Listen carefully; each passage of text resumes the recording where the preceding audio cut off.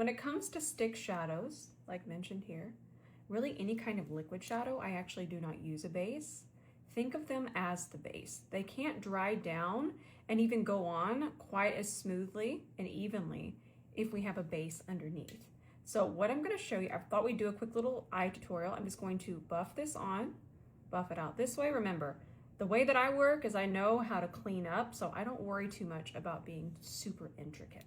Already, we're going to just see if that'll dry down a little bit, because we're going to put on this really pretty lavender shade. Look how pretty that is. No base needed for any kind of shadow stick or liquid. Pretty. I love lavender. Pastels for spring. Can you all believe that? Okay, all I'm doing is kind of transitioning that lavender into our stick shadow. Okay. Now I'm actually just going to look around for Sheila. Sheila runs away often. Okay, I don't know where she went. I'm just going to grab this.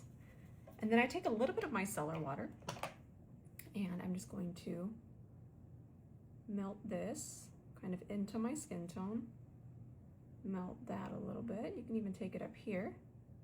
And if you wanted to use your paint pot, we could use that right here. In fact, we can if you want to do that. It sounds like we do.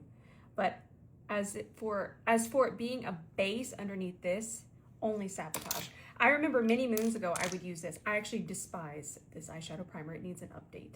But I used to use this and it was absolute chaos. It was chaos with powder shadows. But I remember I used to try to put liquids and things on top. Consider your stick shadow the base. Next thing we're gonna do is we're gonna take a, sorry my friends, I had a phone call. I had to cut. Everything is good though.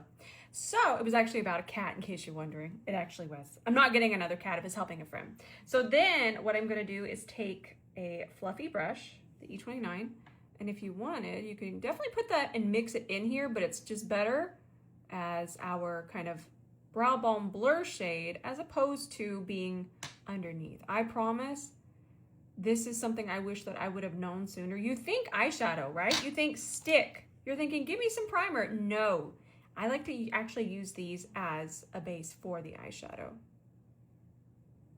And I will say, if we're using a fluffier brush and we can get it pretty thin, like I have here, we could even just put a little bit more here. I'm trying to do these without cutting, but I can't help it if people are calling me about cats. It's the cat, I swear. Mine is the Help Rose cat hotline.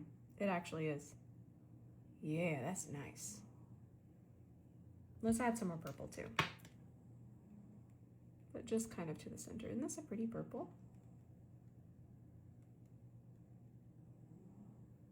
And then I'm just going to take the side. It's always important to tap it out. And then if you take what I've given you here, you're going to always enjoy your stick shadows. Just do realize that they do not need a base. They are the base.